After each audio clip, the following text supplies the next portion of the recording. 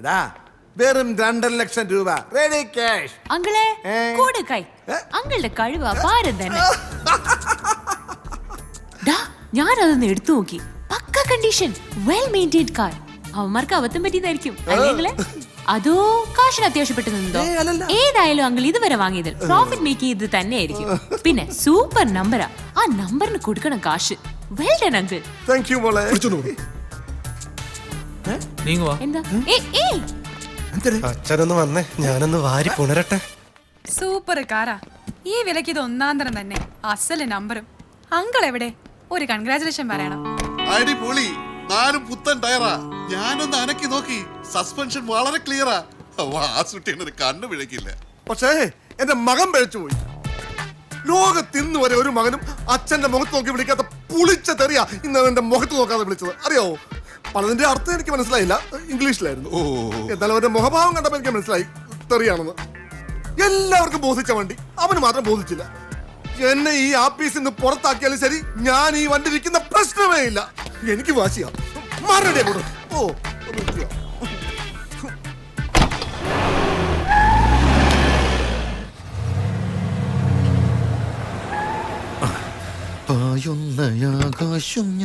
വലിയ കുതിരയാണെന്നാ ഭാവം, കാലൊടിഞ്ഞാണെന്നേ ഉള്ളൂ.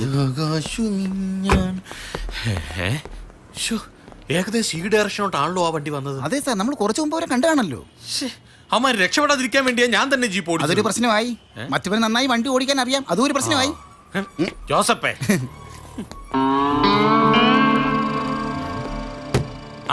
എടോ, വളരെ വിലപ്പെട്ടതും വിശേഷപ്പെട്ടതും കിട്ടിയാൽ ഉപയോഗിക്കാവുന്നതുമായ ഒരു സാധനം ഇവിടെ കിടപ്പുണ്ട്. താനത് കണ്ടുപിടിച്ചോ? അത് ഞാൻ വന്നപ്പോഴേ കണ്ടുപിടിച്ചു. പറ. ആ കിടക്കുന്ന ഷൂ അല്ലേ?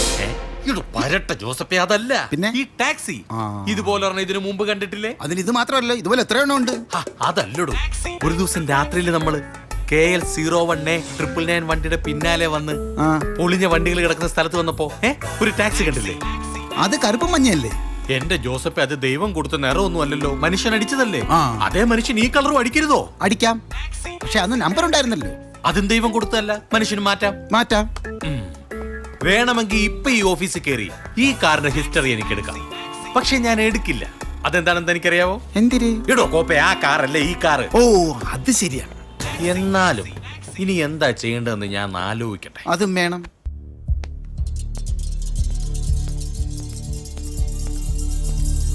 നീ എന്താ ഭക്ഷണം കഴിക്കാൻ വരാത്ത? എടാ, അച്ഛൻ ആ വണ്ടി കൊണ്ട് നടന്നാൽ ശരിയാവില്ല. അച്ഛൻ അതും കൊണ്ട് ഇപ്പൊ എങ്ങോട്ടാ പോയത്? അതൊന്നും എനിക്കറിയില്ല. അത് അത്ര വലിയ പ്രശ്നമാക്കേണ്ട കാര്യമൊന്നുമില്ല. ആ വണ്ടിയിൽ വന്നവരെ പണം കൊണ്ടുവച്ചതെന്ന് നിനക്ക് മാത്രമല്ലേ അറിയൂ. അവന്മാരാണെങ്കിൽ നിന്നെ കണ്ടിട്ടുമില്ല. പിന്നെ എന്തിനാണ് ടെൻഷൻ? എടാ, അവന്മാരുടെ കയ്യിലിരുന്ന വണ്ടിയല്ലേ, അതിന്റെ പിന്നിൽ വേറെയും കുഴപ്പങ്ങളുണ്ടാവും. നീ ഇങ്ങനെ ആലോചിച്ച് പ്രശ്നങ്ങൾ വലുതാക്കുന്ന ആളാ. ഇപ്പൊ ഒന്ന് ഊണ് കഴിക്കും. ജോസഫേ, സാധാരണ ഞാൻ എന്തെങ്കിലും ഒരു തീരുമാനം എടുത്താ അത് ഇന്ന് പയ്യെ അങ്ങ് പിന്മാറും. പക്ഷെ ഇപ്പോ ഇതിനകത്ത് കേറണ്ടെന്ന് ഞാൻ കരുതിയതാ. പക്ഷെ എന്തോ ഏതോ ആരോ ഇതിനകത്തുണ്ടെന്നൊരു തോന്നൽ. അകത്തോട്ട് കമോൺ. ഞാനൊന്ന് വീട് വരെ പോയിട്ട് വരാം. ഒരുപക്ഷെ അച്ഛൻ വീട്ടിൽ കാണും, ഇല്ലെങ്കിൽ അമ്മയെ കൊണ്ട് വിളിപ്പിക്കാം.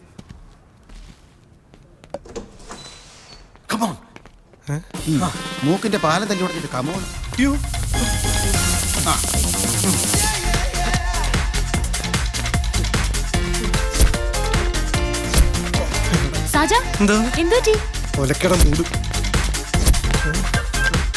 എന്താടാ എല്ലാം അപ്പൊ തൊലയും. ജാനകി, ചോറുണ്ടായിരുന്നോ? ഇതെന്താ തിരുവാതിര കളിക്കാ? നിന്റെ മൂപ്പിലാണ് എഴുതിയ പാട്ടാണ്.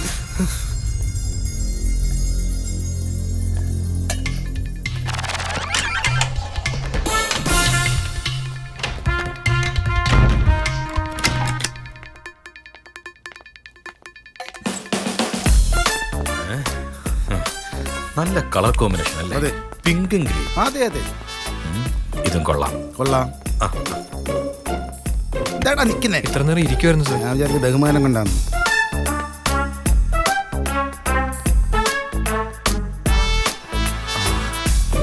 ടോയ്ലറ്റ്.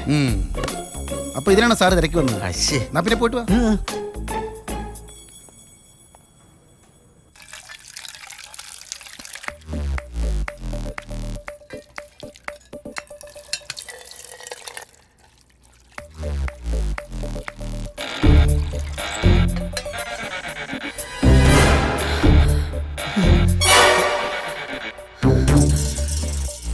ഇതൊന്നും ആരോടും പറയല്ലേ.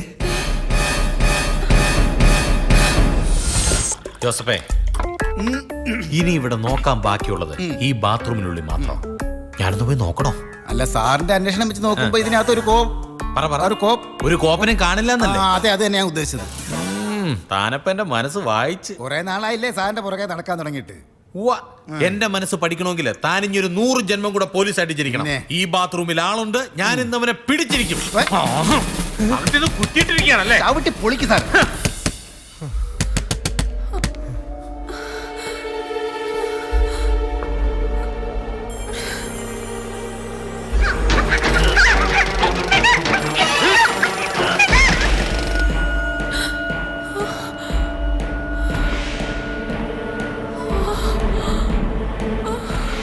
നില വിളിക്കരുത്.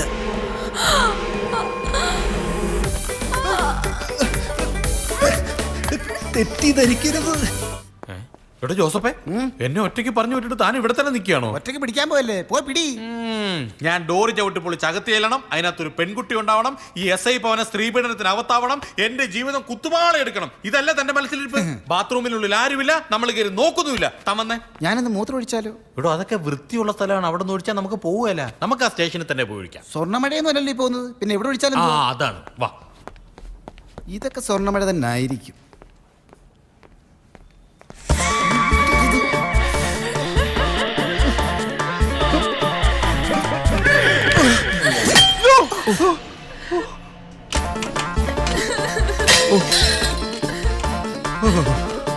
ജീവിതത്തിൽ ഇന്നേ വരെ ഇങ്ങനെ ഒരു പ്രതിസന്ധി ഉണ്ടായിട്ടില്ല.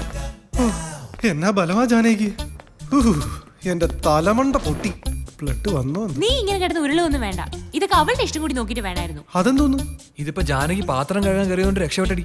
വേറെ വല്ലവനും ആയിരുന്നെങ്കിലോ കഥ മാറിയില്ലേ? എടാ ഗൗളി, നീ ഇത്ര തറയണോ? ഒരു സ്ഥാപനത്തിന് MD തന്നെ ബാത്റൂമിൽ കയറി ഒളിച്ചിരുന്ന സ്ഥിതിക്ക് ലേഡീസിനും ജെന്റ്സിനും വേറെ വേറെ ബാത്റൂം ആക്കണം. ഒരു അബദ്ധം പറ്റി ചാടി കയറി എന്നും കരുതി നീ വല്ലാതങ്ങ്.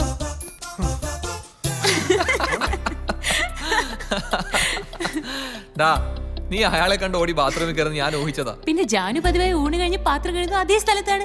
നിന്നെ ഒന്ന് വട്ടാക്കിയതല്ലേ? അല്ലെങ്കിൽ ഇവനൊരു ഹരിചന്ദ്രൻ ചവലുണ്ട്. എടാ, അതിന് റിച്ച് ഫാമിലിയിൽ ജനിക്കണം. ഇതേ 916 വായിൽ സ്വർണ്ണക്കരണ്ടിയുമായി ജനിച്ചവൻ. ആ സ്വർണം തേനിൽ ഉരച്ച് അത് മുഖത്ത് വാരി തേച്ചോണ്ടാ ഞങ്ങൾ കൊച്ചിലെ സ്കൂളിൽ പോയിരുന്നത്. എന്നാലും ചില സത്യങ്ങൾ പറയണല്ലോ. അടുക്കളയിൽ മണ്ണെണ്ണല്ലെന്നും പറഞ്ഞ് ഉച്ചയ്ക്ക് ചോറ് കൊണ്ടുപോകാൻ പറ്റാതെ വരുമ്പോ അന്തസ്സും അഭിമാനമുള്ള എന്റെ അച്ഛൻ എന്താ പറയാറുള്ളെന്ന് അറിയോ? മക്കളെ, ഏറ്റവും നല്ല പൊതി കൊണ്ടുവരുന്ന പിള്ളേരുടെ കയ്യിൽ നിന്ന് തട്ടിപ്പറിച്ച് കഴിക്കണമെന്ന്. അങ്ങനെ വളർത്തിക്കൊണ്ടുവന്ന തടിയാ, അറിയോ? അല്ലാതെ നിന്നെ പോലെ ലോ ക്ലാസ് ആരാടാ ലോ ക്ലാസ്? നിന്നെ അവന്റെ ഒരു സ്വർണ്ണക്കരണ്ടി പഴയത് മൊത്തം ഞാൻ വിളിച്ചു പറയേ. വെറുതെ വിടടാ അവനെ.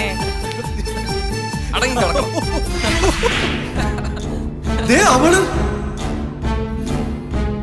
നീ ചെന്ന് അവളുടെ അടുത്ത് കാര്യം പറഞ്ഞ് മനസ്സിലാക്ക്. ബാത്റൂമിലെ പ്രതികരണം വളരെ മോശമായിരുന്നു. അവളൊരു പൈങ്കിളിയാ, എന്നെ നാറ്റിക്കും.